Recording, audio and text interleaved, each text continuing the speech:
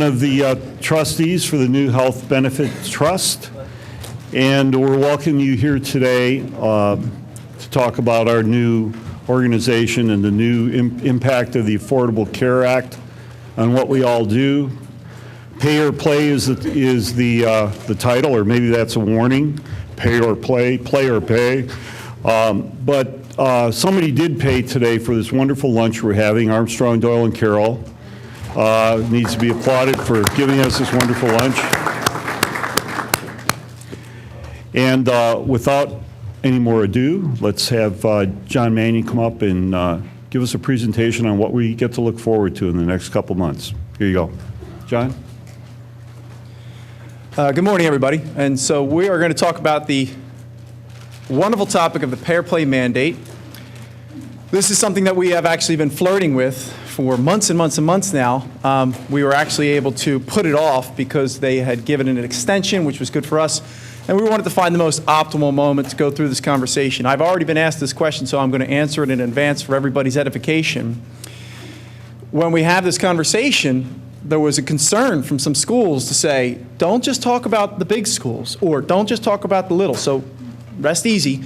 We will actually talk about every individual school and how this pertains to you with specificity. Now, I've sat through a dozen of these webinars on this specific topic, and I can guarantee you this. At about 35 minutes, you will want to go to sleep. So what I'll encourage you to do is just fortify yourself with the lunches and the cookies, especially the cookies. That should get you over the edge so we can get this thing home. We're going to split this up into three pieces. I'll go through kind of the overview of the law and its particulars, but then my friends from Suzanne and Whitman and Brennan, Mark and Jen, they're going to get up and get into the particulars, to the weeds.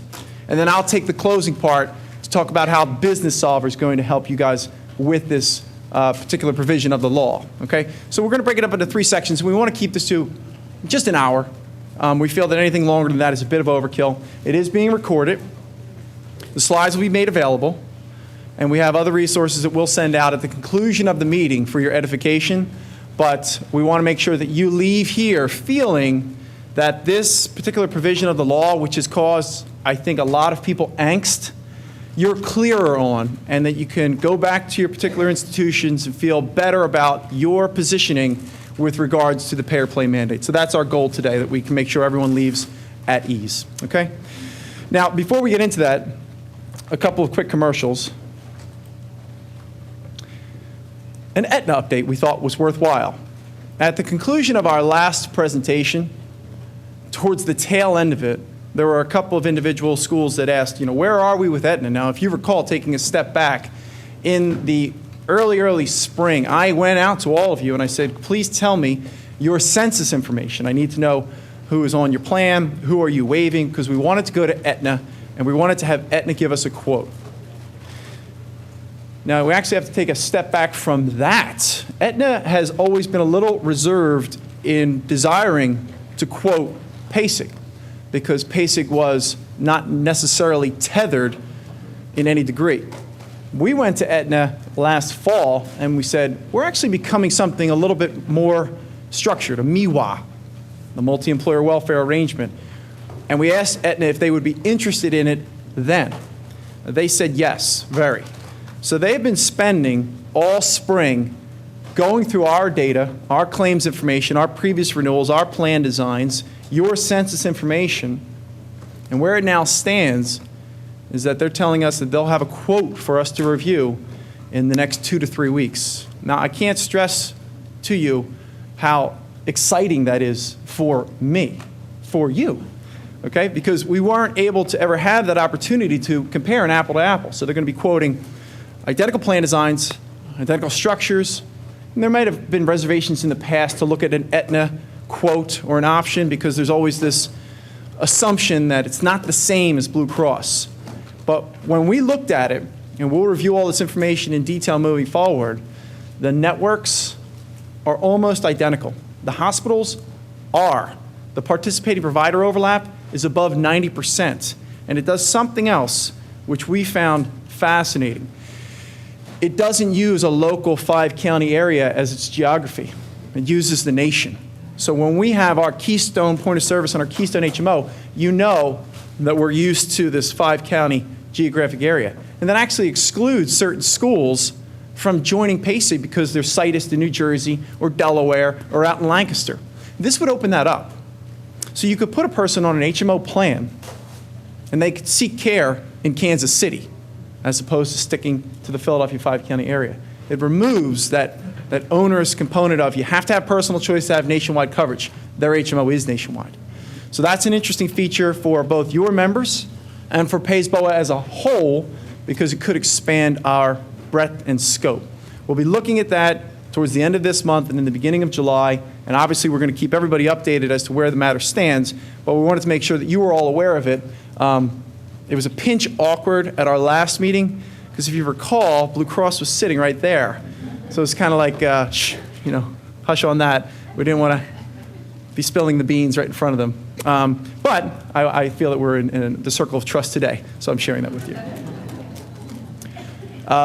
In terms of IBC, just an update on them, recall that this has been mentioned a number of times now, but we wanted to put it up on the screen and just make sure that everyone is reminded of it again. For the forthcoming renewal that we'll be getting from them sometime in July to review in August, all Paisboa schools are going to be required to only offer 3 plans.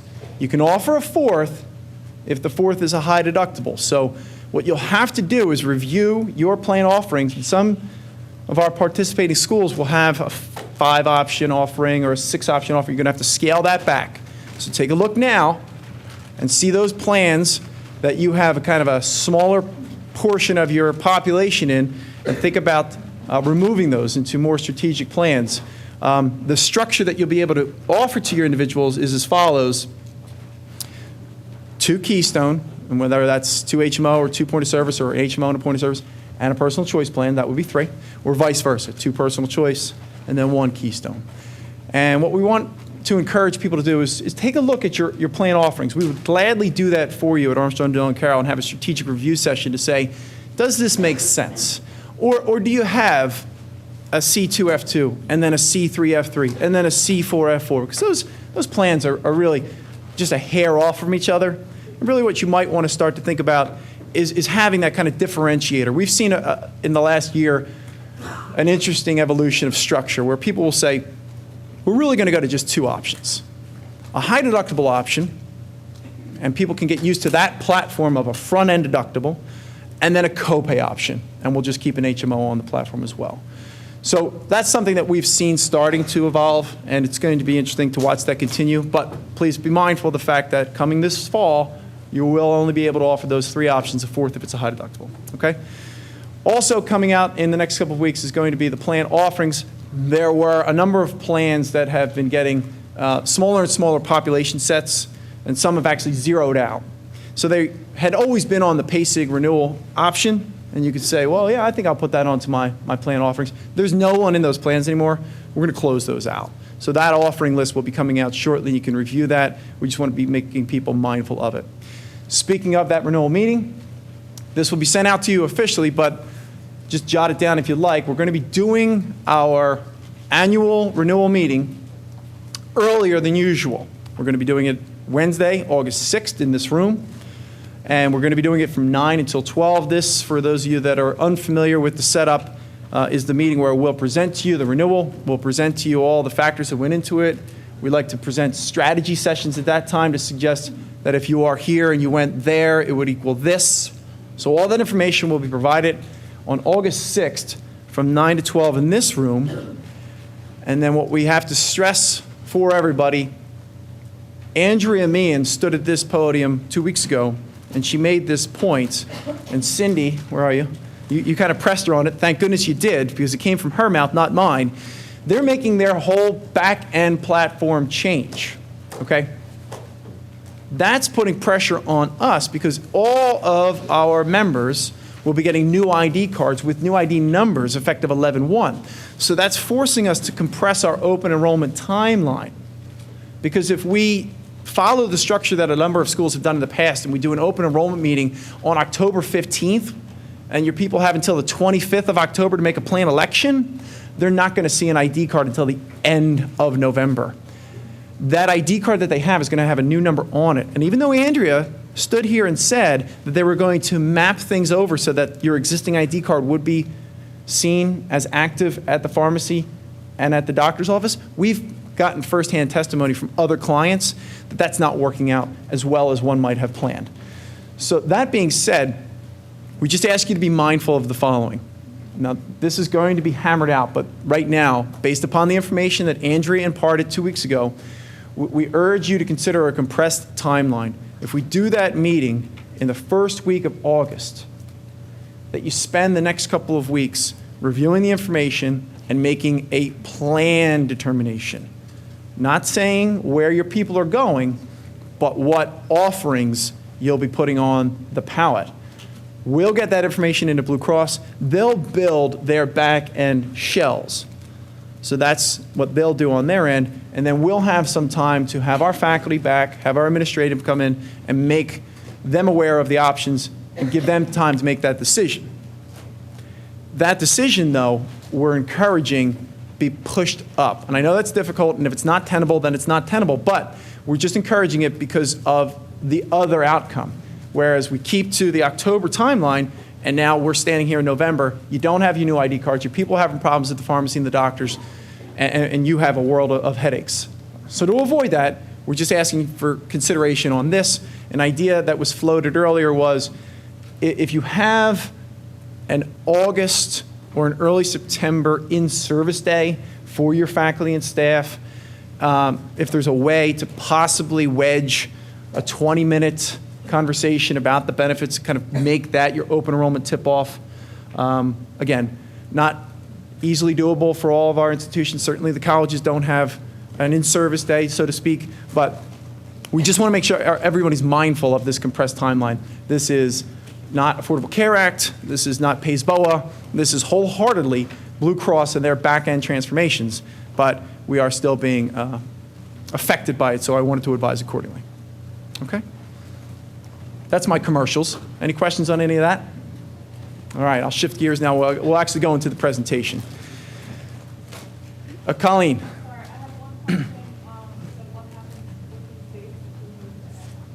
Okay, what happens, the question is, what happens with all those dates that I just reviewed if we move to Aetna?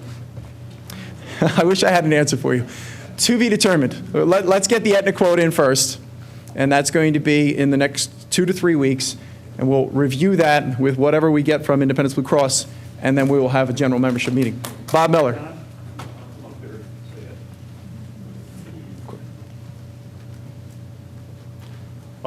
From one point of view, the dates really can't get any later. I doubt that they'll get much earlier because we don't have the ability to do it faster. But the driving force here is October 15th, our new third-party administrator is going to give you a bill to pay for November 1st. And you're going to have 5 or 6 days to check that bill, make any changes you have to make. And then on the 23rd of October, you're going to push electronically the money into the new trust's account so that on the 31st or the 1st, the third-party administrator can pay the insurance company. Otherwise, we don't have an insurance company. So understand all the pressure that John's talking about due to changes at Blue Cross and whatever else.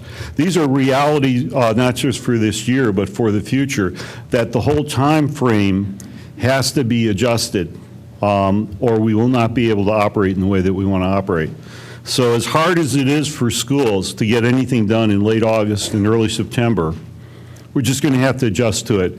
The good news is the third-party administrator is going to give us an electronic platform that Armstrong, Doyle, and Carroll is going to help you learn, so that really your sign-up this year could be the 20-minute presentation, giving people access to information online, and then maybe there's one day where everybody comes to somebody's office or goes into their own computer and just signs up, and then it's over with. We're trying to set this up so that over the long haul, the work for the people in this room is less, which means hopefully we can get it done faster. The key thing is the employees have to be conditioned to the new world. They won't do it automatically. Early September is too busy a time for them. So start now before you lose your employees for the end of the year. Prepare them for the fact that they may have a benefits fair in late August or early September, not in the middle of October. Yeah. I appreciate what you're saying, but the interesting question is, if Aetna comes in with a 20% savings for us with similar network, similar hospitals, similar programs, what are we going to do with the 20% reduction if we were to move the whole thing to Aetna? Okay. Well, you know, I have to tell you, I don't have a real clear answer to that yet, but those are the kind of problems that I like to solve. 20% less, I will stay up overnight, 3 nights in a row to figure that one out, okay? But we don't have an answer for you yet, but I hope that's a reality we have to struggle with. But having problem solving will help us So for those of you online, just to reiterate the question, because I was told to do that, was, if we got an Aetna quote which was 20% less than our existing Independence Blue Cross quote, obviously we'll have to have a very hard conversation and take a look at everyone in the face to say, this is beneficial for us all, and give you all your key data points, let you speak to your constituents, and make a mindful decision based upon that information. All right? And as Bob said, it's going to be a good problem to have if we have that. I'll stay up with him. We'll drink hot cocoa. All right. Just make sure that everybody uses the microphone. I'll repeat the questions at the podium. If not, Forever. okay. All right, so again, our agenda today, we're going to review the 4980. We'll take a look at your action steps as they relate to your specific schools. Then we'll look at the resources you guys are going to have made available to you in terms of tracking, gathering, and reporting this data. So just a timeline so we get a kind of long view of where we are and why. This Affordable Care Act provision was actually originally to go into place back in 2014. And what it was supposed to do was have all large employers, by law, offer their employees who were full-time benefits. If they didn't, then they would be subject to fines, and the fines could have been massive. So at the time that this first came out, the way that the law was written was really rather draconian. And if we took one of our colleges or one of our largest schools, let's use Haverford, since I see Chris sitting there. If one employee at Haverford who was not benefit eligible went to the exchange and got coverage there, which was subsidized, then Haverford would have been fined $2,000 times the number of full-time employees, less the first 30. So just because of a groundskeeper that they weren't fully aware of, that they thought was part-time, getting benefits through the exchange, they could have gotten a letter from Health and Human Services saying, hey, you owe us $1,500,000. And that would have been absolutely devastating, obviously, to everyone.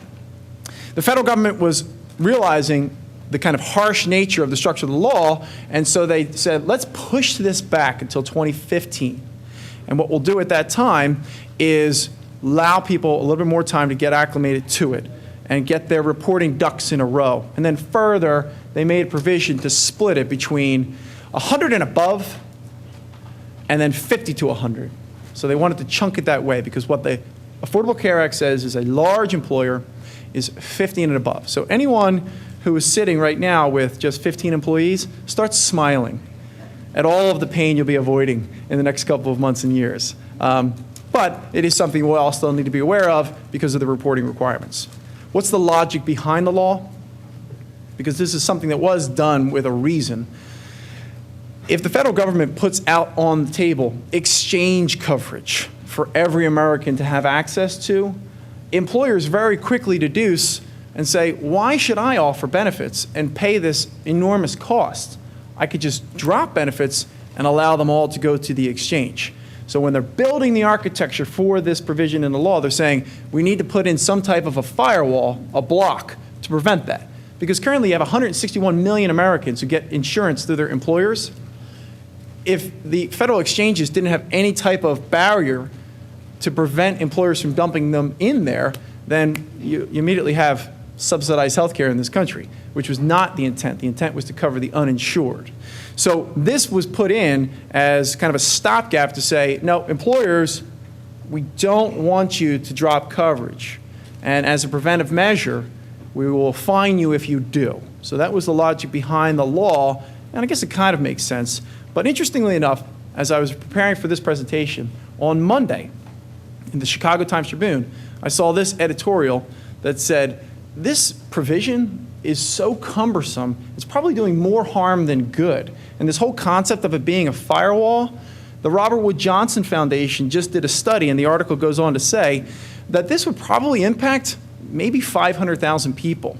161 million Americans get coverage through their employers, and if it was only going to impact 500,000 of that 161 million, what's the big deal?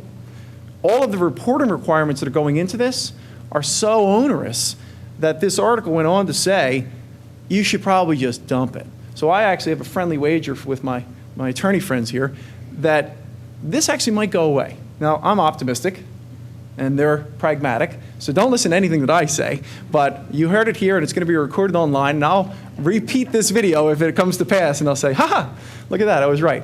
So, I mean, look at the last line underneath the red block, Democrats, are you listening?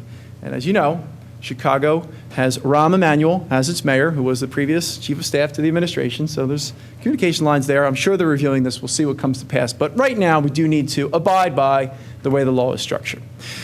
The way the law is structured is enough to give you an aneurysm, because you have to follow these flow charts, and it's giving you all these if this, then that scenarios, and they become very vexing quickly. And so what we try to do with today's presentation is make it very, very simple. Not so simple that we're giving anything short shrift, but simple enough that you can make these points very, very easily retainable in your heads and walk out of the meeting feeling comfortable with what you need to do. So we boiled it down into the following types of buckets. And this is bucket number one. In 2015, for an employer with more than 100 full-time eligibles or equivalents, you need to offer benefits to anybody who is full-time, which is 30 hours or more, okay? And the percentage of the population of your employer group that needs to have access to the benefits is 70%. 70%. Not 100%, like we said with the Haverford example, but 70%.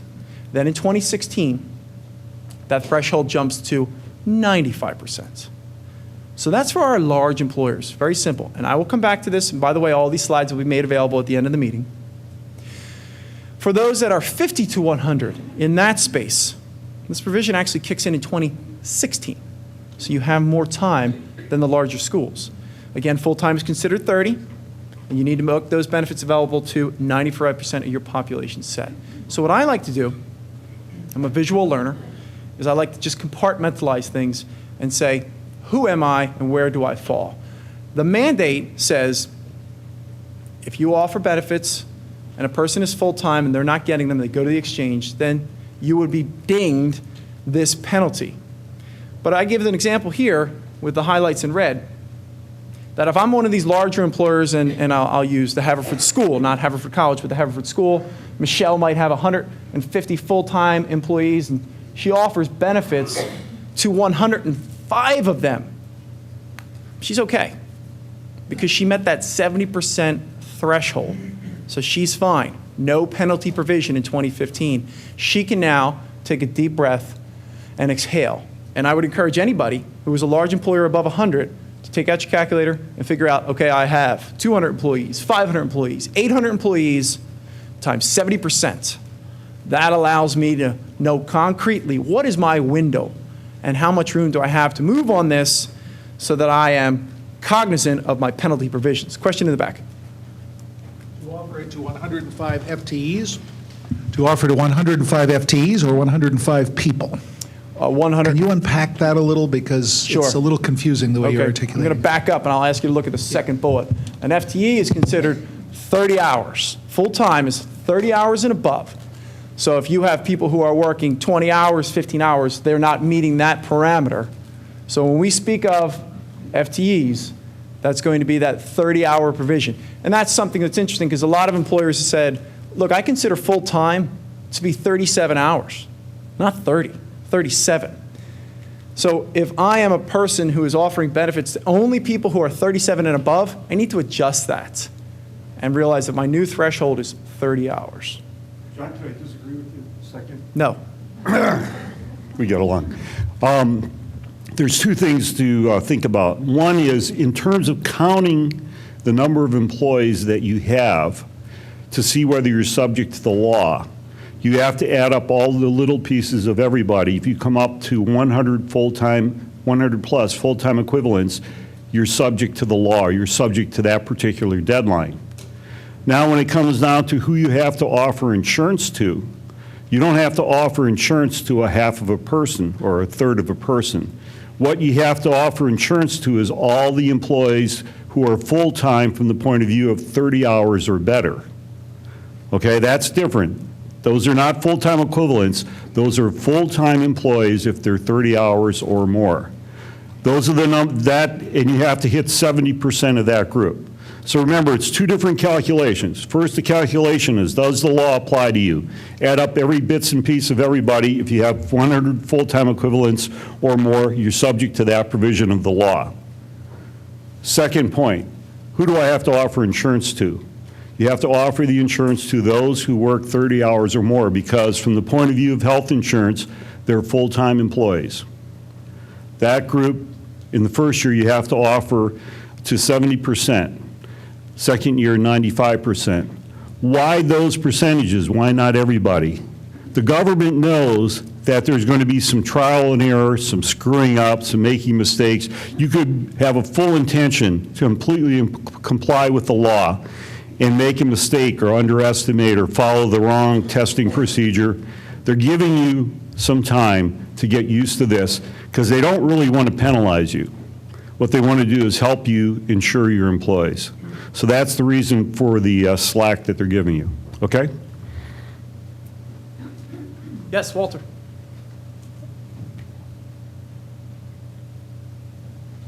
So just to be clear, there's a difference between offering benefits and people actually taking benefits. Is that true? Yes. And first of all, how do we substantiate that? And then the second part is, can you comment maybe on a lot of the press that we've had lately about people reducing people's hours or letting them go because of this 30-hour requirement? Okay, so I'll answer the first question in terms of benefit offering. You would need to make a benefit offering, and whether they accept it or not, that's not your responsibility. You've made a benefit offering. In terms of how you report that, Mark and Jennifer will get into that. Second question is a commentary on people reducing hours so they can skirt this 30-hour provision. Yes, we've seen that. Darden Industries, Red Lobsters, those types of institutions where they're having kind of hourly staff realizing, goodness sakes, I now need to offer benefits to my fry cook. They might be making adjustments to their benefits because they are large employers, clearly, and their people are working 35 hours, et cetera. So a lot of them are doing what you just said, dropping their hours down to skirt this provision of the law. And then those individuals who are now working 25 hours or less, et cetera, would have access to coverage in the exchanges. I'm not sure how much of an impact that has on our schools here. I don't think any at all. But that is happening in some of those other industry sets that we've seen. Okay? So what I want to do now, because I know that people's heads are spinning, is I'll take the question from Colleen. You're just supposed to know 30 hours a week for how many weeks a year? We're actually going to get into the reporting Okay. section actually right now. So if that question could just hold off, and we'll watch that evolve in the next conversation. Here's what I ask you to do. Just 3 simple questions you ask yourself. Number 1, what bucket are you? Large, middle, small. Number 2, who are your people? You've got your faculty, you've got your admin, and they're actually probably already on the benefits, so they're not germane to this conversation. It's your third bucket. It's that bucket of maybe my coaches, maybe my adjuncts, maybe my bus drivers, maybe my food service, maybe my maintenance, that I don't give benefits to. Do I have a problem with them? Am I at risk for the fine? Remember the conversation we had 2 weeks ago where we said it would be a shame to pay the amounts that we pay for health care and get a fine. So we want to just be clear as to who we are, who we make the offering to, and then lastly, what are our action steps? So at this point, I'll actually turn it over to Mark Levengood and Jennifer Abrams, and they're going to go through your very specific action steps. Mark? Thanks, John. Absolutely. Well, first of all, it's great to be here. We've been working with ADC for numerous months on this group, consulting with them, sort of in the background, so it's nice to see all the faces. Very pleasant crowd. We do a lot of work at our firm in the union industry, construction industry, so you're a much more attractive crowd than what we usually see. So it's good to see that. So this list here is what we're going to talk through today. I'm going to take the first two, and then Jennifer from our firm, Jennifer Abrams, is going to take you through the last three. And as John was saying here, number one is really the threshold question. If you're not large, then the rest of this list really doesn't matter to you at all, and you could sort of take the rest of the presentation off. So I'm going to take you through number one, which is the large status. Number two is determining whether the coverage you offer is good coverage. Part of the law is that you have to offer what I call good coverage or federally minimum compliant coverage. ADC is going to be instrumental in that for you guys. Affordability is probably the more important piece of that than minimum value. Number three is sort of where the rubber meets the road, in a sense. This is what we're talking about and where these questions were coming from in terms of who is full-time and who do I have to offer coverage to. The same for number four as well. That is key to avoiding the penalties is identifying full-time employees and offering them the coverage that you need to offer, subject to those de minimis rules that John was mentioning. The 70% in 2015 and the 95% beginning in 2016. And then number five is the reporting. And this reporting is what the government will use to assess the penalties. So this isn't a law where you call the penalty on yourself. The law is structured so that you will report as an employer to the IRS, and the plan itself will report to the IRS. The IRS will reconcile those two reports, as well as the exchanges are involved in this process. So if an employee is going to the exchange and getting a tax credit, that also generates a notice and a report to the IRS and to the employer. So there's reporting happening sort of through the year and then at the end of the year. And at the end of the year is when the IRS will make the analysis for each employer. And then if they believe that you violated your requirement under the employer mandate, they will issue you an assessment, and you will have an opportunity to defend yourself. So what we're going to talk through today is how you would defend yourself. These types of concepts that we'll take you through will be your defense plan if you were ever cited. Okay, so this slide here is going to take you through the question that was asked earlier. How do I identify my status as large? Who do I count? And the way it works is it's a retrospective test. So for 2015, you'll be looking at what happens this year on your payroll. And it will be a month-by-month average. So you'll see there it says full-time equals average of 30 hours per week per month. We've covered that. And then there's another concept that's full-time equivalents.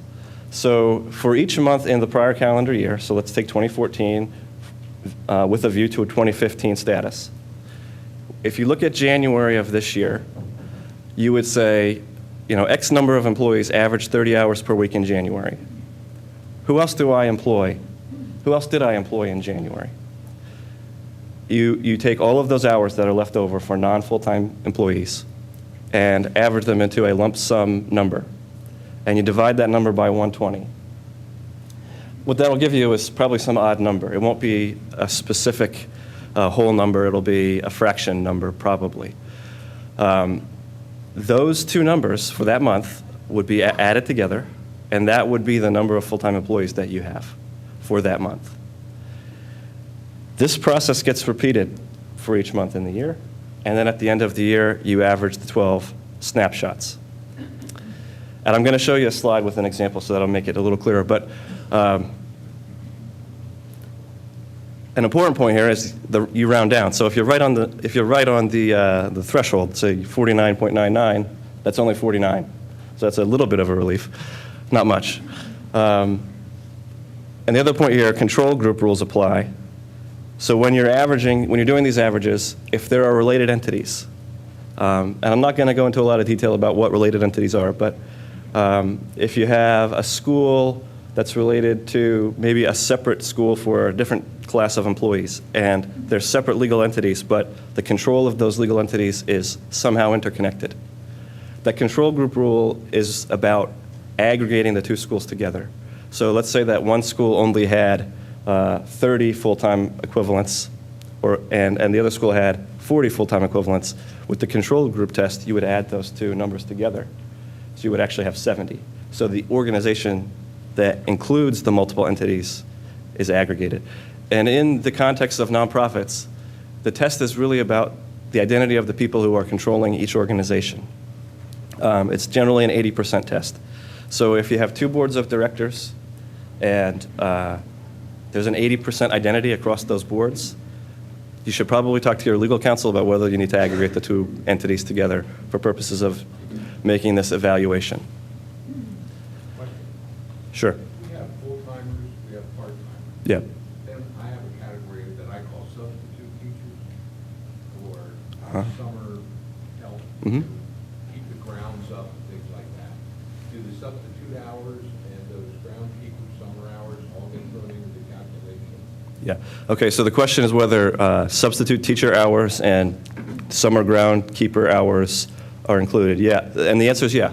They would be, because what you're doing is anybody who's not averaging 30 hours in the month that you're looking at, any hours you paid, that goes into the full-time equivalent sort of residual bucket. Yeah. So this means we really have to start tracking everyone hourly. Exactly. So if you have exempt employees who don't normally track their hours, they're on salary. Will you pay someone Right. 1,500 for camp Sure. for a couple of weeks? Correct. Figuring that out. Exactly, yeah. So the question was whether, for employees where you don't traditionally track their hours, whether you should begin tracking their hours. And the answer is yes, because it will matter to this calculation and other issues that Jen will talk about. Yeah. In June of 2014. Right. So since January, we have not tracked that for our substitutes or either half day or full day. Okay. Well, there's good news. Just repeat the question. Okay. So the question was that since we're already halfway through 2014 and you're just hearing about this now, how would you deal with the hours you haven't tracked to date? The good news is there's a special 6-month rule for 2014, and I think it's included in the rules because of the fact that these transition rules just came out this year. So what the government did is they said, since we're issuing these rules in the middle of the year, or very beginning of the year, but still months had passed, to your point, we will allow for 2015 employers to use a 6-month block of time instead of the 12-month block of time. And the employers can choose that. It's their choice, as long as it's 6 consecutive months. You can't, cherry pick certain months. It has to be a block of time. And you make your evaluation based on those 6 months, 6-month average. If the average is over 50 or over 100, that will dictate how you proceed in 2015. Yeah. Okay. I just want to clarify, because I saw an earlier slide that seasonal employees were exempt. So seasonal employees are not exempt from the calculation? There's seasonal employees may be exempt if in the analysis, those are the employees that push you over the threshold. So if you're right at 48, but in the summertime you hired 20 extra people, and they were only there for the summer, and that, let's say in the end game, those 20 extra people put you over the number, 50 or. 30, and you hire, and they push you over. I mean, you might have your 49 be pushed over, right? I mean, obviously, your temporary people that, your seasonal workers are going to push you over. Well, the bottom line is there is an exception. And if it's a 4-month block of time that you can look at, so if the seasonal workers are only there for 4 months, then this may apply to you. It's 7 weeks. 7 weeks. Well, then you could use it if they're truly seasonal workers, and there's a definition for that. But I think that what you're describing would qualify. So in that analysis, you would do this calculation of the 12 months, and then you would look back and say, but in these months, we had hired the seasonal workers. And if we take those people out, that brings us below the 50. And that's how you would do it in that case. And that would mean, if you qualify for the seasonal exception, that you're not a large employer in the subsequent calendar year. Yeah. Employer, and we have 250 plus employees. We do not have to carry on with this monthly snapshot. You would be yes, very clearly covered. So, yeah. Okay.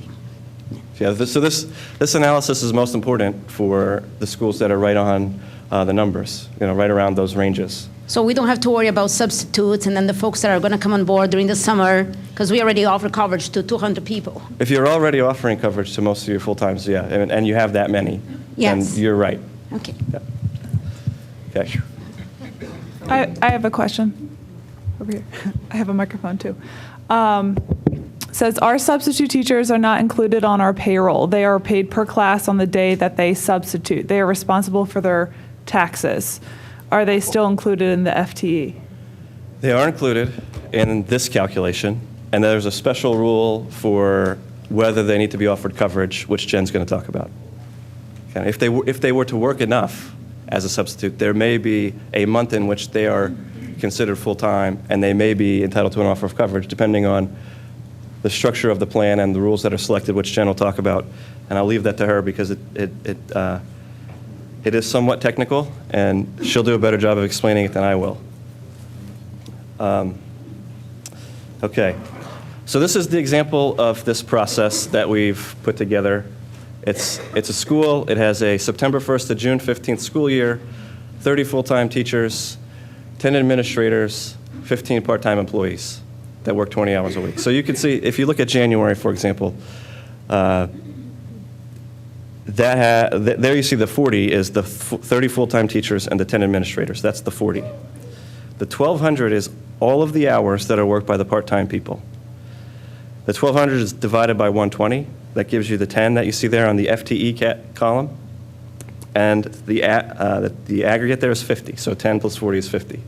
So for January, this employer is right on the number.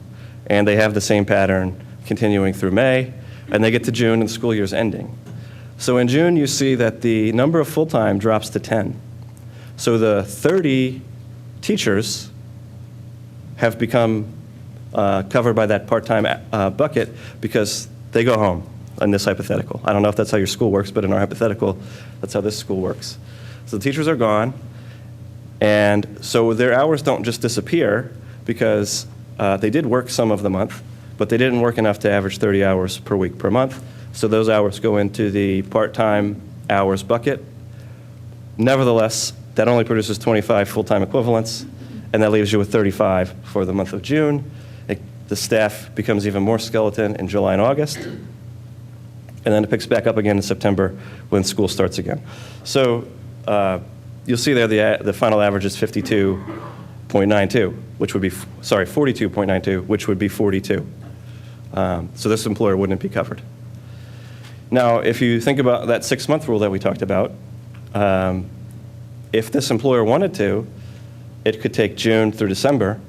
It would capture the low months in the summertime, and the average would be even lower. So that's potentially a positive if you're looking to avoid this. I think most people would be. And I think that's about it on this slide. Of course, with the 100, if you're looking at 100, you could just change the numbers, and that 6-month rule would still apply, so it would still be a factor. So this isn't just for the people who have 50. It would also be relevant to the 100 threshold. Okay. So if you are large, then you need to pay attention to this slide. If you're not large, this doesn't matter to you. This is what I call the good coverage slide. You have to offer coverage that's good. People need to be covered in a way that doesn't hamper the healthcare system. That's one of the policy requirements underlying the Affordable Care Act. Everybody should have good coverage, and if everybody has good coverage, then healthcare will become less expensive over time, theoretically. So in this slide, as I said earlier, I want to focus on affordability. Minimum value is a projection that's done actuarially at the beginning of every plan year. ADC is going to be taking care of that with Blue Cross or whoever it is, Aetna potentially.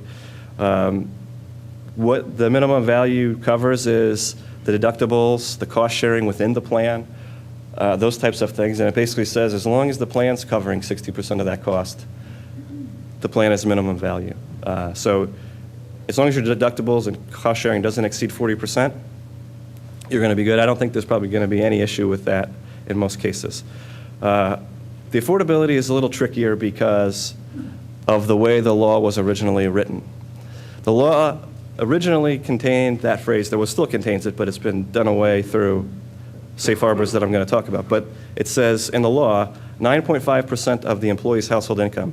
So the co-premium that's passed along to employees, so what do they have to pay to get in? The co-premium, that cannot exceed 9.5% of their household income.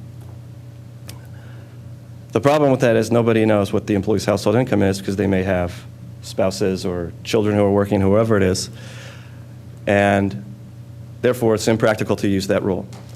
The IRS recognizes that, and that's why they adopted these 3 safe harbors. The first safe harbor is the W-2 safe harbor. Basically, all this safe harbor does is look at the box 1 on the W-2 and say, is what the employee paid for the year in co-premiums 9.5% or less of that number in box 1? There are no add backs, so 401k deductions, cafeteria plan deductions aren't added back into that number. The rate of pay is a month-by-month test. And what that one does is it says you could structure your plan based on the expected rate of pay for salary employees by using their monthly average salary, or for hourly employees by taking their hourly rate of pay and multiplying it by 130 and using that as the number off of which you calculate the 9.5%. So this allows you to go month by month by month and make sure that each month you're complying. It would give you some flexibility to change the co-premium if you wanted to. I forgot to mention under the W-2 test, if you're availing yourself of that safe harbor, you can't change the co-premium throughout the plan year. It has to be steady and applied in a uniform manner. And the final test is the poverty line test, which is basically saying, take the federal poverty line, divide it by 12, and if your co-premium is less than 9.5% of that number, then you will pass the test. And again, this affordability is important only with respect to large employers and only with respect to your full-time employees. And in this analysis, the full-time employees are the ones that are full-time right now, as opposed to the large employer analysis where the full-time employees you were looking at, it already happened, it's in the past. With the affordability, we're talking about real time. Are you offering this right now in the year in which you're large? Point of clarification. Yeah. So I just want to reiterate, in terms of point 1, the plan offerings, all basic plan offerings meet the spectrum for the Affordable Care Act, so we're fine there. In terms of the 9.5%, just do the simple math. If you have an employee making $20,000 a year, 9.5% of that is $158 a month. Yep. Your lowest plan offering can't ask for more than $158 a month for the single contribution. So we've had conversations with schools, and they say, I don't know if our plan offering is affordable. And I say, well, how much do you charge for your lowest plan offering? And they say $15. I say, you're fine. Yeah. Okay, you need to do that full math. I have had 1 or 2 conversations with some schools where it gets close, but it's the lowest paid employee and what is their percentage share. One more point of clarification. If a person did offer a plan that costs more than that, what's the fine? Is it the $2,000 that I mentioned with Chris? No. It's $3,000 per person who goes over that, not in total. So the fine is much, much smaller, and the risk we don't really feel is that vast. But so those are the points that I just wanted to kind of clarify for you. Thanks, John. Yeah. And just to take off on that, the 9.5 is with respect to single-only coverage, as John mentioned. So if you're offering family coverage, you don't use that number, you use the single-only coverage. For a plan, so this doesn't have to do with Cadillac plans or anything. Cadillac plans is a different issue. Okay, so this is just, you have to offer a plan that's less than this, your lowest plan. Your lowest Okay. cost for single-only coverage has to be 9.5% or less of one of these safe harbors. Yeah. Okay. Okay, so the penalties. This has to do with, as we've been talking about, who's full-time, and it's contemporaneous, and I was getting into that. It's a real-time analysis. It's not retrospective like the large employer status. And as John mentioned, there are 2 different types of penalties. So if I fail to offer good coverage, that's the affordability test, the penalty is limited to only the affected employee. And in fact, that employee not only would have to be offered bad coverage or not good coverage, they would have to go to the exchange and qualify for a tax credit as well before the penalty would apply. The failure to offer is where we're going to be talking around the rest of the time, and Jen's going to be talking about this primarily in her presentation. But this is the one where John talked about where the law used to be structured, where if you have one person who you fail to, one full-time employee who you fail to offer coverage to, you fall off the cliff and you have the penalty. And obviously, Jen's going to take you through in a lot of detail, as you'll see, why that is no longer so scary a proposition, and the 70% and the 95% test really help you there. So at that point, I'll turn it over to Jen, and she'll take you through.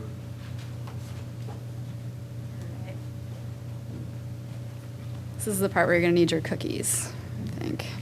All right, so piggybacking on what both Mark and John said, the people that really need to worry about doing exactly what I'm going to talk about in these future slides are those who, when you look at your large employer calculation, when you look at your workforce, if you have 30% or in 2016, 5% that are in a category of people that first, you don't offer them coverage, and second, they're adjuncts or substitutes or coaches or other variable hour employees who might occasionally work full time. So those are really the people that you're going to be worried about. And to a certain extent, if you're offering coverage to a very large portion of your workforce, it's unlikely that this is really going to be a huge deal for you. So what the regulations that came out, and this is a lot of what we've been talking about here. Originally, it was one employee that could have triggered a penalty for you. It would have been a failure to offer, and even if you offered coverage to everybody, it would have been an issue. And what the government has tried to do is go through and make it a little bit more manageable for you, and so that you don't run into a situation where you've got a small group of employees who you don't realize are full-time, and they're subjecting you to a rather large penalty. So what the regulations do is they set minimum standards for who you have to cover. And so that's who's full-time. So that's who reaches that 30-hour threshold. And you have to have a system, and this is what I'll get into in detail in these upcoming slides, that tracks your ongoing and new employees that could potentially reach that full-time threshold. So just real quick, and this is more of an overview, if you're subject to the mandate in the 2015 plan year, everything that I talk about you're going to want to do for 2014, for the 2014 plan year in specific, and you're going to want to provide coverage as of the first day of the 2015 plan year. So I think that's November 1st, 2015. And then you also have some reporting requirements, which I'm going to sort of gloss over at the end of this, and which I understand from John that Business Solver is going to be helpful in resolving for you. Then if you're subject to the mandate in the 2016 plan year, you're going to do everything but a year out. So you'll measure during your 2015 plan year, and you'll provide coverage as of the first day of the 2016 plan year. You have the same reporting requirements. In fact, you actually have the reporting requirements if you are in the mid-size bucket. So that said, the regulations give you two ways to determine who is actually a full-time employee. You've got a monthly measurement method and a look-back measurement method. Now, monthly is basically what Mark described. You just look at the month, and if the person's full-time in the month, they're a full-time employee. For the categories of people that we're talking about, that I mentioned earlier, your adjuncts, your substitutes, your coaches, it's not that helpful because it doesn't give you a mechanism to really look at the full picture of that person's employment. So what the regulations did is they gave you another option, and it's a look-back measurement period. And I do want to stress, it is optional.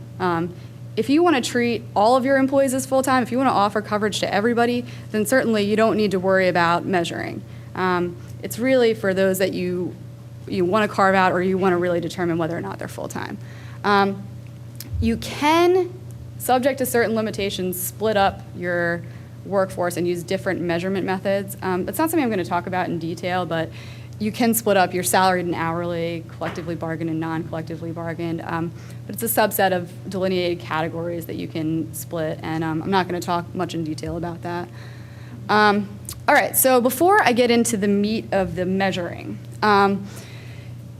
there are rules for how you actually credit the hours of service. And what they are if you have an hourly employee, then that's easy. You look back at their pay stubs for the year, and that's how many hours they have.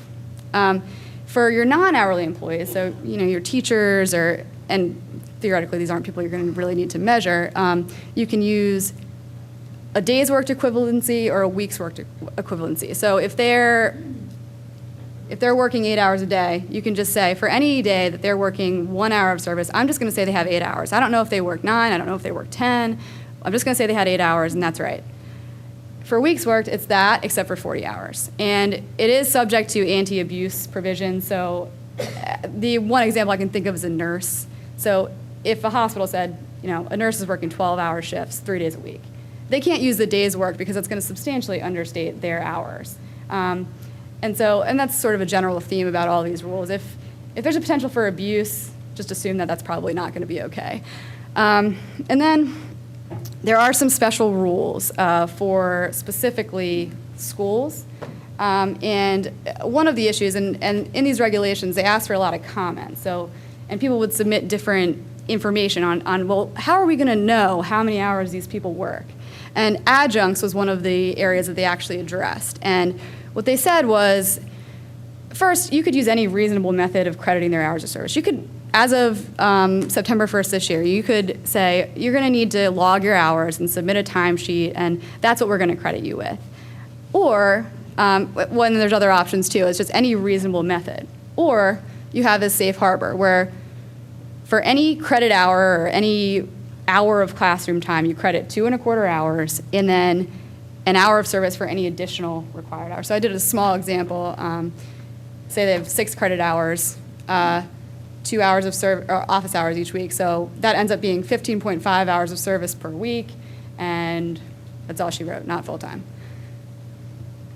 All right, so this is the actual meat of what you will need to set up and track for ongoing employees that aren't covered and that might trigger penalties for you. And I'm going to get into new employees, which is a little more complicated, but it's the same general principle.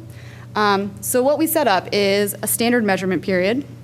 It's between 3 and 12 months. A stability period, I'm going to get into this in a little bit, between 6 and 12 months are equal to your measurement period. And what happens during those periods is you look and you measure. So you say, all right, here's my standard measurement period. I have employee A. Over the past 12 months, employee A worked 25 hours a week. Now, what you get in the stability period is for that entire stability period, so say you have a year, I have a slide coming up that's going to do a little bit more of a graphic example. For that year, regardless of whether the employee is full-time in a month, you're not subject to any penalties for them. So it protects you in that you get this window where, based on their prior retrospective hours of service, you get protection for the whole next period that you've chosen to implement. There are, some small rules about if they change position, but generally, if somebody keeps the same job position, doesn't average full time, you have an entire stability period where you're protected. And then they do allow also an administrative period. So that's a period of up to 90 days where it gives you the opportunity to not only measure, but then offer coverage to the people that you need to offer coverage to. So that's ongoing. And this is a little bit of a graphic. If you implemented your standard measurement period, 9/1/14 to 8/31/15, you do exactly what I was just describing. 8/31/15, you look back at your variable hour employees' hours and you say, all right, they averaged 25 hours a week. They're not full-time. You measured it during the administrative period, and that whole subsequent stability period, you're protected even if they go over the threshold. All right, and this is an ongoing process, so what would happen is you'd have another standard measurement period that would start right after this one, and you would get to do that the next year. All right. And again, there are a few more special rules with respect to schools. Now, keeping the anti-abuse theme in mind, the government made these rules for employment break periods, which is what I would imagine is essentially a summer break if a teacher's not paid during a summer break, you have to either exclude or credit hours during those periods. So and what that means is that you take out those weeks in the average. So if somebody works, I guess it would be, say they take 2 months off over the summer, and that's your summer break, 2 months, then you would just exclude that, and whatever they averaged for the other months of the year, that's their average. The converse of that, and it comes up with exactly the same result, is you say whatever their average hours were during those months, that's what we're going to say they had during the summer. But either way, you can't use it to avoid or to basically lower the employee's average. And then there's a more technical rule where you don't have to exclude or credit more than 501 hours of service, which I think is a little more than 12 weeks. All right, so that's ongoing, and that's pretty much all she wrote with respect to ongoing employees, and those are the employees that you had for one whole standard measurement period. They were employed the entire standard measurement period, and that's who you measured. Now, this is where it gets a little bit more complicated, and this is with respect to new employees. So this is... It wasn't complicated earlier, so that's But the important thing, it's not for full-time, so anybody who's full-time is in. Yeah, anybody who's full-time is in. You know, if you have a full-time employee, you know they work full-time, they're just going to count as one, you're going to offer them coverage, and you're going to report for them. This is really just people that you don't know. And it goes back to this tax credit and occasional full-time status. It's really just for that. The chart you showed, not you, but the presenter before you showed, and it says we have 10 administrators and 30 teachers. When you ran the 30 teachers out, all of a sudden in July and August, they dropped out. They weren't counting. The average came down to 42, and it was the average of all those months. And for those summer months, they weren't there. Right. Now you're saying, oh, but now you got to plug them back in, and that's because you're in the big employer calculation, not the small employer? No, but this is a very good point, and this is... Just try and reframe it for the audience. Yeah, so the question was, when Mark showed the slide, all the teachers in June became part-time hours because they didn't average 30 hours a week, and so they didn't count as one full-time employee, right? And now I'm up here saying, well, guys, you have to exclude those hours or credit them because you can't understate their average. Well, it's different. It's different with respect to the large employer calculation. You're using only your monthly data for that. This has to do with who you're required to offer coverage to. And so it does seem like a misnomer. It just is, it's a different rule, and it's really just whether or not this employee counts as full-time and whether you need to give them coverage. So, all right. So new employees, and these are your employees that haven't worked an entire standard measurement period. And you're going to have two groups of these. And this is going back to the exact same theme that we've been talking about. If they're full-time and you cover them, you're good. You're going to have your new full-time employees. Somebody comes in to replace another full-time employee. You know they're going to be full-time. For employer mandate purposes, they need to be covered by the first day of the 4th full calendar month following the start date, and then you have no penalties. And what that means is that if in the first 3 full months of their employment, they are getting a tax credit in the exchange, you're not penalized for those months if you offer coverage as of the first day of the 4th month. All right, so that's new full-time. Now, new variable hour, seasonal, or part-time is a different rule. And there is one little caveat here too, especially for schools, and that's who really is a new employee. Well, for schools, you can't treat somebody as new unless they haven't had an hour of service for 26 weeks following their new start date. So that's essentially 6 months. Actually, it is 6 months. And for other employers, it's 13 weeks. So for schools, you have to go a little longer. All right, so this is going to look a lot like what we said for ongoing employees, but you're going to have an initial measurement period, which is it starts no later than the first day of the calendar month following the employee's start date. So if somebody starts on October 15th, you're going to need to start the measurement period by November 1st.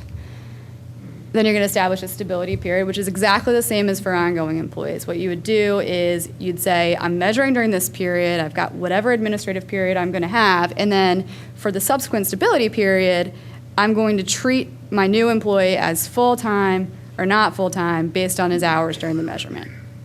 So what that does, just like the ongoing, it protects you, first off, while you're measuring. So if this is the first year of employer mandate applicability, if you're measuring that employee, none of those months, even if they're full-time, are you going to be penalized. Then it also protects you if that employee is not full-time and you don't offer them coverage during stability period, it protects you for that entire period. And where it gets complicated are these little rules. So the combined length of your initial measurement period and your administrative period can't extend past the last day of the calendar month following the first anniversary of the employee's start date. And I tried to think of a better way to say that and didn't come up with one. So I think I did an example here, but if, I'm going to go on to the next slide because this is how it plays out. And it's a little bit easier explained by example. And the one point from the last slide is that this is really just when they're a new employee. When they become an ongoing employee, so that's when they're employed for one whole standard measurement period, you're going to measure them again. It's a new employee who you don't know if his benefits eligible. Exactly. They come in the middle of the measurement period. Exactly. If you could reiterate that. All right. The point of clarification was this is a new employee who you don't know whether they're benefit eligible. So if you don't know they're full-time, and it's when they come in the middle of a standard measurement period. Right, and the whole point is fairness. I mean, if you think about it, if that employee ends up averaging, 31 hours, and that 1 month that they weren't measured during the standard measurement period puts them under, it's not really fair. So that's the whole point of using this other method for new employees. So I used the name John, this guy right here. He's a new variable hour employee, and he's hired October 15th of 2014. So for purposes of this example, remember that ongoing slide? I said we'll measure from 9/1/14 to 8/31/15. That's what we're going to measure. So we've got the stability or standard measurement period, and John comes in the middle of it, so we can't use it. So the employer establishes your initial measurement period, and so says it's going to start the first day of the calendar month following the start date. That's 11/1/14. It ends 10/31/15. All right. Administrative period, this is where you're going to measure him and decide whether to give him coverage, is 11/1/15 to 11/30/15. And then you've got this subsequent stability period. So at the end of the initial measurement period, we're measuring him. All right. And you treat as not full-time or full-time, just like the ongoing employee measurement for that entire subsequent stability period. Now, the caveat is that we're going to measure him again, because as of 8/31/16, there was another standard measurement period that he actually worked the whole time. So he was employed the entire time. And so you have to measure him again based on that period. So we measure again on 8/31/16, and you treat him as full-time or not full-time for that whole subsequent stability period. So this is where it gets confusing. Say he's not full-time. Say he's not full-time during the stability period associated with the initial measurement period, and then he becomes full-time during the subsequent standard measurement period. You're going to cover him earlier than you would have otherwise. Okay, so that's, and you can feel free to ask questions, when needed. But How does a paid employee on sabbatical handled? Our sabbatical is half pay and can be up to 1 year. Half pay and can be up to 1 year. Well, it's a couple interesting questions there. First off, if they're paid, it would be hours of service. And you said up to how long? I'm sorry. 1 year. And they're paid for half the time? Well, I don't know if Mark wants to weigh in on this, but if they're paid, it probably counts as hours of service. And so technically, they're still going to be benefit eligible. No special exception for sabbatical. No. That's in the regs. So Right. you would just have to apply the general rules to it. Yeah, exactly. That's what I would say. So,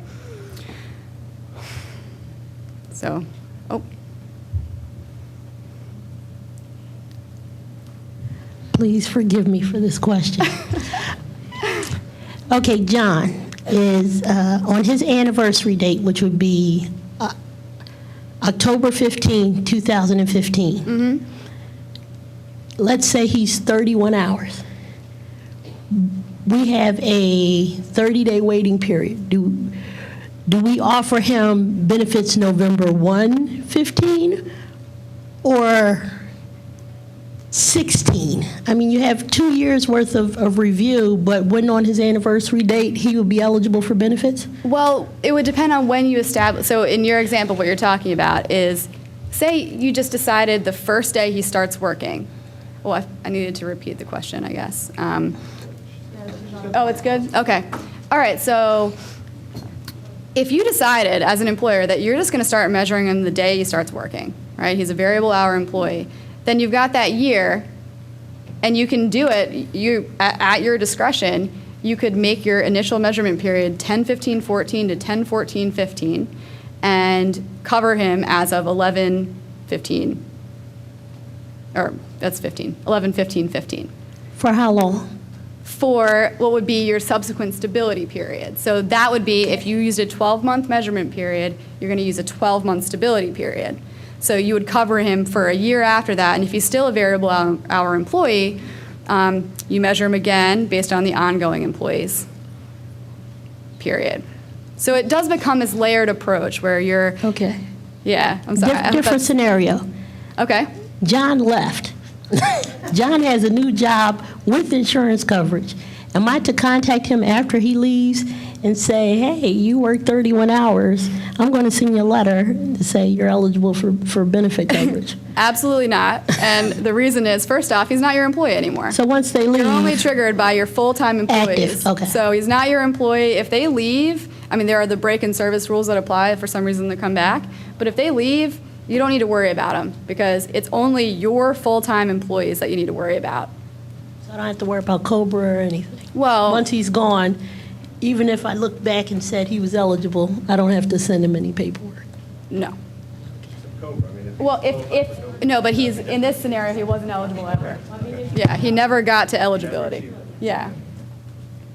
All right, so that's that example. And really that is the meat of what you do. It's a measurement, and it's really only for those employees that you have that could trigger a penalty for you because you're over that 30% threshold in 2015 or over that 5% threshold in 2016. Yeah? Oh, sorry. Okay. Oh, they're coming. I know that most schools only pay their teachers over the 10 months. We pay ours over 12 months. So, but they're not there. So do we count those Yeah, times you would. over the, even though it's accrued salary? Well, the first question you ask is whether they're given benefits. So if those people... No, they are. if They they're do benefit have eligible, benefits. You can forget about measuring them because they're benefit eligible. You're covering them every Okay. 12 months and you're, for the All whole right. 12 months, and you're not going to be subject to any Long-term subs. long-term sub. That is a better question. Oh, I'm sorry. Excuse me. Yeah, do Forget we about the microphone. count those? If we have someone who is will be coming on as a long-term sub, and normally we don't offer our long-term subs because they might be there 3 months to maybe 4 months. They're never there longer than that. So do we count them in when we're measuring? Yes, I mean, you would need to measure them. And the threshold question is whether or not they're new full-time or new variable hour. So what you can't do when you use these rules is say, I know they're going to leave in 4 months, so I'm going to think, all right, I'll use a 12-month period. You're not allowed to do that. You're not allowed to use expected termination, basically. Okay, so we have but to- what you would do is, for that person, you would have the 3 full calendar months, right? So if they come in the middle of a standard measurement period, they're a new employee, you know they're going to work full-time for 4 months. Well, let's just use 3 as the example. Then If they are full-time, you need to cover them as of the first day of the 4th calendar month. If they're no longer a long-term sub at that point, you don't need to worry about it. They're not your employee anymore. And that's sort of how it would work. If it's just an isolated event, Right. it won't matter because of the de minimis rules. Yes. If you have this going on a widespread basis, then it becomes more germane to the stability and measurement. So what Mark just said is that if it comes in, all right, so if that's one person, Yeah, you have this 30 and 5% They threshold. couldn't trigger the penalty anyway. okay. So We're- if I'm it's just one checking. full-time sub who's working more, it doesn't matter. You won't get the fine. The big issue we want to walk away from today is, am I going to get fined? One long-term sub? No, because of the de minimis rules. Okay. Now, we have coaches that work, well, I'm sorry, I have to, that's okay. We have coaches that we hire, and they work at other schools, but we just hire them as needed for seasonal and stuff like that. Now, do we count those if if they are working full-time or have an actual coaching position or something at another school, and we only hire them to do a certain sport during a certain season? Well, and the threshold question there is whether or not they're truly, or whether or not they're actually truly variable hour. So if you hire that person and you know they're working over 30 hours a week, and then yeah, I mean, you're going to need to treat them as a new full-time employee. But from what you're describing, if they're working at another school, chances are they're not working 30 hours a week, and you don't know whether or not they're working 5 hours one week, 20 hours the next. So they might be a good candidate for variable hour, which means that you throw them in what this is, your initial measurement period and standard measurement period, and you measure based on a look back. So you protect yourself for this standard measurement, and then you protect yourself for all of the stability if they didn't average full-time. And that's if they're even still employed with you. Reconcile this with our summer plan documents that state that we do not offer coverage for somebody who works for our school on an interim basis, such as long-term subs, coaches, substitutes. If now, during a 3-month period, they may be eligible. But they would not be eligible. And I apologize for getting animated. This law drives me crazy. Leonie, your summary plan document stays the same. They're not eligible because of the de minimis rules. So you have 250 full-time employees, you have a 30% margin of error. So you would have to do the math and figure, you have 40 chances of people going to the exchange and getting coverage, and you still would be okay. And then that 41st person who is that coach possibly could. That's not going to happen, though, right? That's for the first year, and in the second year you would go to the 95%. But again, still, the benefit offering is the 95% of your full-time eligible population.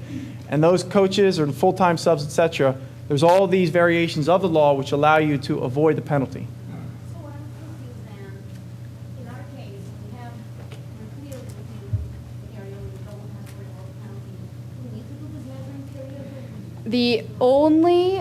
period? If you're clearly above the threshold you need to be, the only reason to figure out who's full-time is for your reporting and whether or not you need to give the employee a statement and report them on your IRS return. That's the next slide. Yeah, this is the next slide, and it's something I'm going to sort of go through very quickly, but that said, if you're offering coverage to somebody, you can give them the report anyway. I mean, they don't have to be full-time, and then if for some reason you find out that somebody is full-time, then you can provide them, the statement that's needed.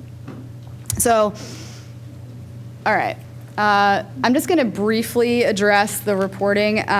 They did finally come out with regulations on what's going to be in these reports, and Mark sort of mentioned it's what facilitates the penalties. It applies only if you're an applicable large employer, so that's 50 and above, and that is also your transition relief school. So if you're 99 to 50, you're still going to report. You're just going to, what I imagine will be, and what people have imagined will be, check a box that says, this year I am eligible for transition relief and I can't get penalties.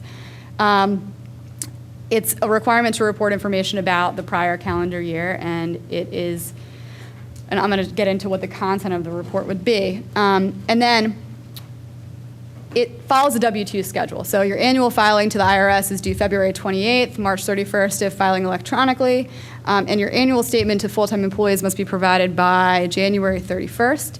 And there are simplified reporting options, and I'll get into those a little bit briefly in a minute.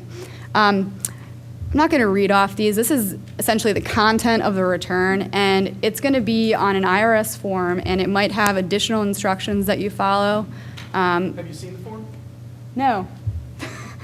And neither have any of you. No one has seen the form. It has not been created yet. Yeah, so it's forthcoming, and then this might be different, but as of now, this is what needs to be in the return.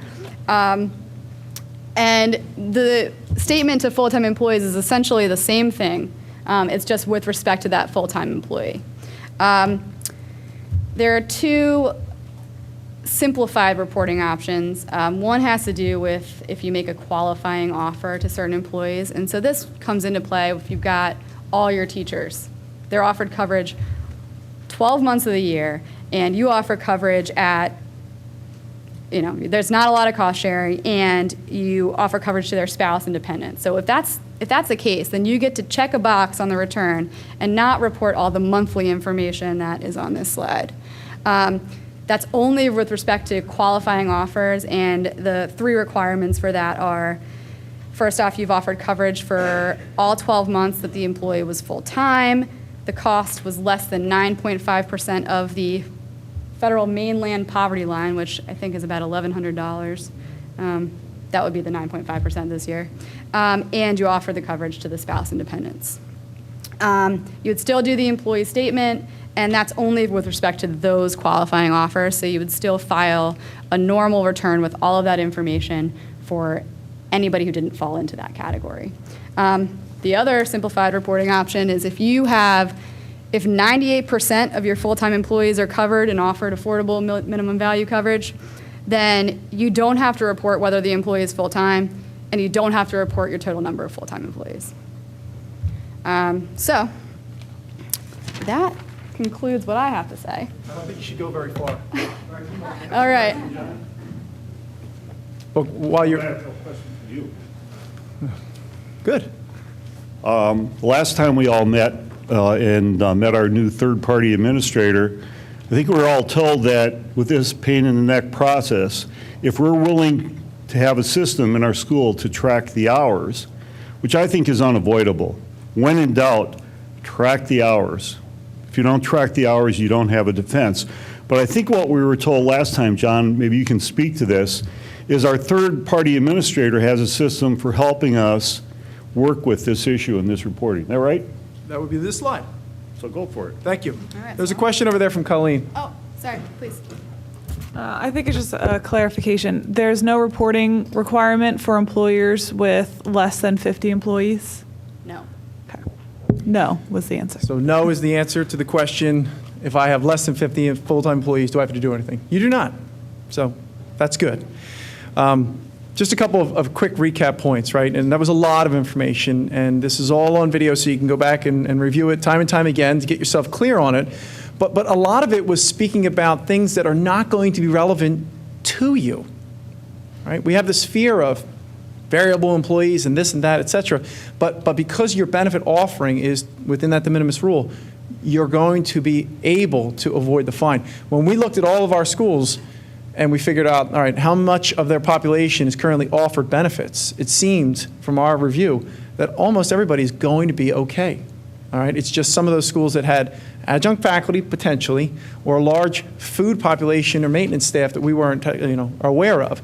That's what you need to be thinking about. But in terms of summer camp workers, in terms of substitute teachers, in terms of all these other kind of little particulars, you should be okay with the de minimis rules. Question? Yeah. My larger concern is from an employee relations perspective. The more educated our staff become about their rights, they'll be at our door saying, I deserve benefits. Okay. I worked 30 hours a week last week.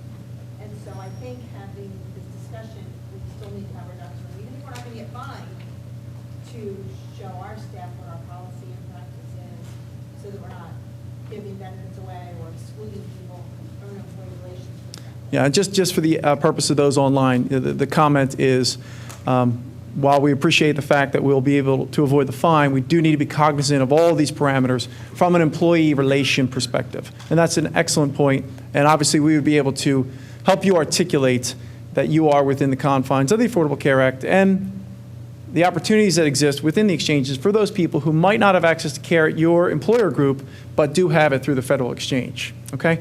Now, to Bob's segue, we had a conversation 2 weeks ago about Business Solver. This thing is just absolutely excellent when it comes to wrapping your head around your responsibility. Bob says this is supposed to make our lives easier. It is. Business Solver is going to allow all of our participating schools in the third-party administrator to capture the data and then use that data capture for monitoring purposes and reporting purposes. There was a conversation last presentation about ringing the bell, that you have an employee who's getting close and you have a lot going on, so it's impossible for you to monitor that. Who's going to ring the bell? It's not going to be you, it would be Business Solver. So they're going to allow you the opportunity to import that data, and they're just a simple screenshot of what you would need to go through and plug in terms of all the provisions at your particular school. And once that they have that set up, as it relates to EA or Haverford or GA or Baldwin or whomever, those parameters then having been established allows Business Solver to tell you and your employees you're eligible, you're not eligible, and that at the end of the year when it comes time for that 6056 reporting requirement, they have all that information on hand and can submit it for you. So from my perspective, this is worth its weight in gold. Everyone, I think, had a lot of agita about this penalty provision, about this parameter of the law and the requirement that it was going to put on you. It was so taxing and so onerous. It could have been devastating if we did not have a tool in place. The great news is we do. And so when we spend time over the summer acclimating everyone about the Business Solver platform, we'll also then be speaking hand in glove about this particular piece of it because we feel that it is probably one of the most critical, okay? That's the good news. The good news is that even though that this law is in place and even though we're all going to be forced to deal with it, there are resources for you to tap into to help accommodate. And so in terms of the quick recap, yes, it is a burdensome provision to the law. It makes sense when you think about the firewall piece that we talked about, but it is still very, very burdensome. However, it's our reality, so we need to deal with it. In terms of dealing with it, we want to make sure that you start to put in the provisions that track people's hours. All right? Business Solver can't do that for you. We can't do that for you. If you have staff that are walking around right now not reporting what they work, that does need to be tracked if you feel that these people may be over that 30-hour threshold and you are a large employer. So a lot of appositions in that sentence. And the last thing is you need to put in place the resources that are going to help you make yourself compliant with this 4980. We feel that Business Solver does a great job in that regard, and we encourage everyone over the next couple of months when we sit down with you to explore exactly how that is going to assist you in maintaining your compliance with this law. Bob.